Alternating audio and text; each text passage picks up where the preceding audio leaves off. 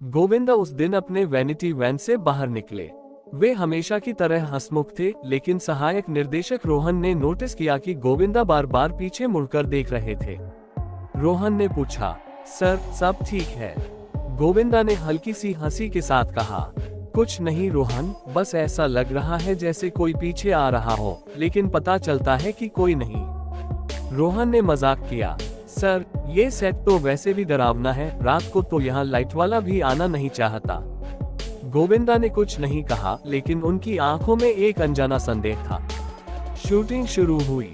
पहला सीन था, गोविंदा एक पुराने बंगले में एक रहस्य की तलाश करते हैं। सेट को वास्तविक दिखाने के लिए उसे लगभग खंडहर जैसा बनाया गया था। टिमटिमाती रोशनी, धूल, टूटे सामान, फटे पर्दे। सीन के दौरान अचानक टप एक भारी पेंटिंग दीवार से गिर पड़ी। गोविंदा बिल्कुल उसके सामने खड़े थे। अगर वे एक कदम भी आगे बढ़े होते तो शायद बड़ी दुर्घटना हो जाती। पूरे सेट पर सन्नाटा छा गया। सभी लोग भाग कर आए। सर, चोट तो नहीं लगी? गोविंदा जी, आप ठीक हो? गोविंदा ने धीरे से कहा, ठीक हूँ, लेकिन ये पेंटिंग अपने आप नहीं गिर सकती। क्रू के लोग इसे इत्तेफाक समझकर आगे बढ़ गए, लेकिन गोविंदा के मन में उस घटना ने एक गहरी लकीर खींच दी थी।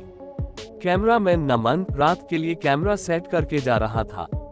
ये high and digital motion camera था, जिसमें ऑटो मूवमेंट का विकल्प तभी होता है जब उसे मैनुअली सेट किया जाए। रात के 10 बजे, जब लगभग पूरा सेट खाली हो चुका था, नमन और 2 लाइटमैन लाइट्स बंद कर रहे थे। तभी कैमरा खुद घूमने लगा, बिना किसी के छुए, बिना किसी इंस्ट्रक्शन के। लेंस सीधे उस पुराने टूटे हुए कोने की तरफ गया, जहां सेट का एक हिस्से में एक पुराना लकड़ी का दरवाजा लगाया गया था। और फिर कैमरा जूम इन होने लगा। ऐसा लग रहा था जैसे कोई अदृश्य शक्ति उसे चला रही हो। नमन डर गया। ये क्या हो रहा है? उसने कैमरे की तरफ बढ़कर स्विच ऑफ करने की कोशिश की, लेकिन कैमरा बंद ही नहीं हो रहा था। और अचानक लेंस के सामने एक परछाई सी दिखी, मानव आकृति पर चेहरा धुंधला, पहचान में न आने वाला। कैमरा क्रैश हो गया। लाइट्स झिलमिलाने लगी। लाइटमैन चिल्लाए, भाई, यहाँ कुछ ठीक नहीं है। अगले दिन जब नमन ने गोविंदा और निर्देशक को फुटेज दिखाया, तो एक पल के लिए सेट में सन्नाटा छा गया। गोविंदा का चेहरा गंभीर हो गया। उन्होंने धीमे स्वर में कहा, यह कोई तकनीकी गलती नहीं है, कुछ है यहाँ। इसी रात गोविंदा को पहला अजीब सपना आया। सपने में वे उसी फिल्म के सेट में खड़े थे, लेकिन सेट अब खाली नहीं था। चारों तरफ अंधेरा, और बीच में एक स्त्री खड़ी थी, जिसकी साड़ी जमीन तक फैली हुई थी। उस स्त्री ने कहा, ये जगह छोड़ दो, ये सेट तुम्हें नहीं छोड़ने वाला।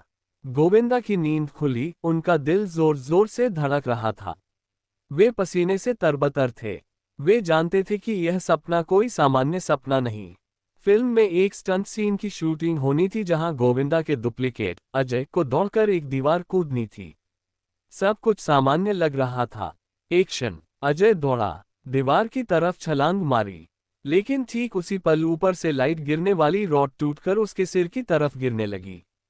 अगर गोविंदा ने चीखकर रुको न कहा होता तो रॉड सीधे अजय के सिर पर गिरती।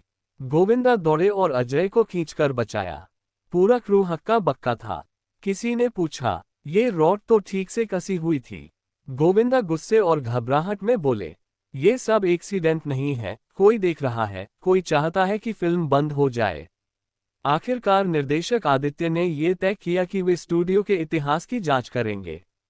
स्टूडियो के पुराने मालिक श्री वर्मा, जो अब 70 वर्ष के थे, उनसे मुलाकात की गई। वर्मा जी ने एक भयानक सच बताया। ये स्टूडियो पहले एक पुराना हवेली थी। उस हवेली में रचना नाम की एक अभिनेत्री की मौत हुई थी।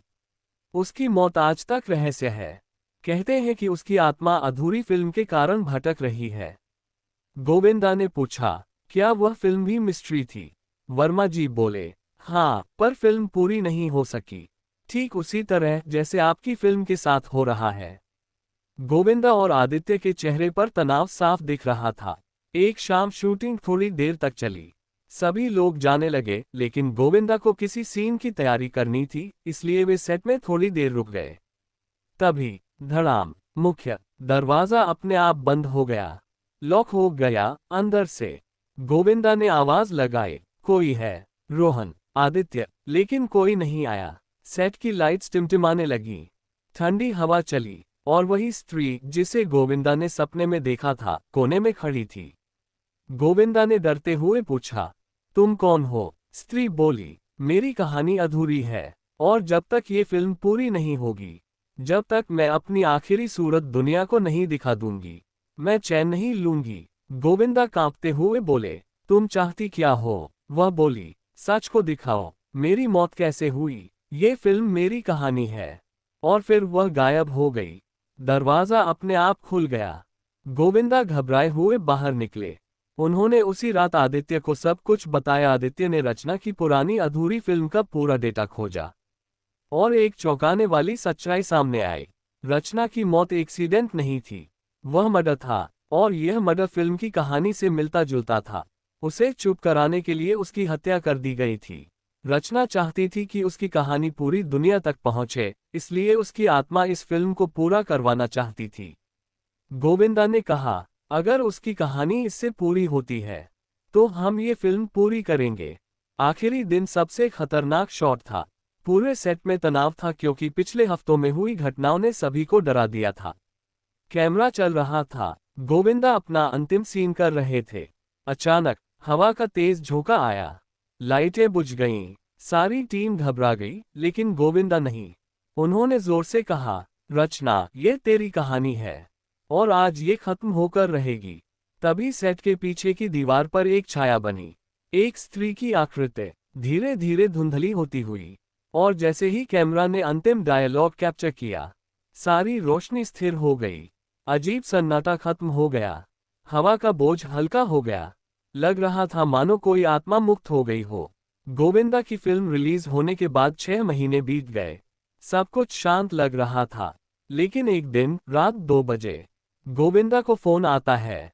सर, स्टूडियो में फिर से अजीब चीजें हो रही हैं। इस बार एक और फिल्म की शूटिंग चल रही थी, लेकिन पूरी यूनिट को रात में कदमों की आवाजें सुनाई देती थीं। और अजीब बात, आवाज वहीं रुकती जहां पहले गोविंदा का कमरा था। स्टूडियो मालिक ने सीसीटीवी चेक किया। 3 बजे रात एक सफेद परछाई कॉरिडोर में चल रही थी, धीरे, बिना आवाज, और फिर दीवार में घुस जाती थी।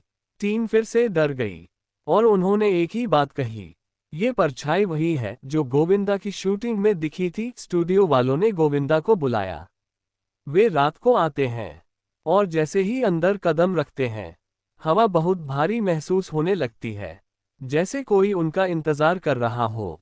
फिर अचानक सेट की लाइट अपने आप जलती है, और गोविंदा उसी कमरे में खड़े होते हैं जहां रचना की परछाई पहली बार दिखी थी। कमरे के कोने से एक धुंध उठती है, धीरे धीरे एक स्त्री के रूप में बदलती है। उसकी आवाज, मेरी कहानी पूरी हो गई, लेकिन सच अभी भी कहीं छुपा है। गोविंदा पूछते हैं, कौन सा सच? रचना की आवाज, मेरी मौत सिर्फ एक साजिश नहीं थी, बल्कि एक और लड़की की मौत होने वाली है। गोविंदा के पैरों तले जमीन खिसक जाती है। स्टूडियो की नई हीरोइन पूजा, रचना की मौत जैसी ही भूमिका निभा रही थी। रचना की आत्मा चाहती थी कि पूजा वही गलती न दोहराए, और न ही वही अंजाम पाए। लेकिन पूजा को ये सब झूठ लगता है। वह मानती है कि ये सब प्रचार है। एक रात शूटिंग खत्म होने के बाद पूजा वैनिटी वैन में अकेली थी। तभी वैनिटी के शीशे पर किसी ने खून से लिखा, भाग जाओ, नहीं तो तुम अगली हो। पूजा चीखती हुई बाहर आई, लेकिन बाहर कोई नहीं था। बिल्कुल वही पैटर्न जो रचना की मौत से पहले हुआ था। पूरी टीम डर गई। गोविंदा और पूजा सीसीटीवी, पुरानी फाइलें, अखबार सब चेक करते हैं, और पता चलता है रचना की हत्या एक निर्देशक ने की थी, क्योंकि रचना उसे एक्सपोज करने वाली थी। और अब पूजा भी उस सच्चाई के बेहद करीब थी। रचना की आत्मा चाहती थी कि पूजा की जान बचाई जाए। एक शाम शूटिंग के दौरान अचानक पूरी लाइट बंद हो जाती है। पूरी यूनिट भागती है, और अंधेरे में पूजा पर कोई हमला करता है।